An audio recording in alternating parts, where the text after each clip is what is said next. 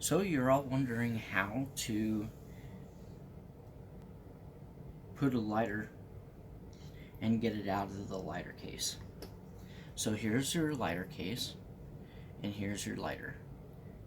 Standardized lighter is put it in. All you gotta do is just push it in the lighter case. It's brand new, okay? Then in order to get it out, you just push up, and you can use, I use this.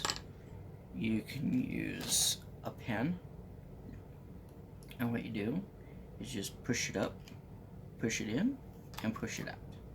And then that's all you have to do. For these ones, it's a little bit more stiff. You just put it in, okay, is the new lighter case.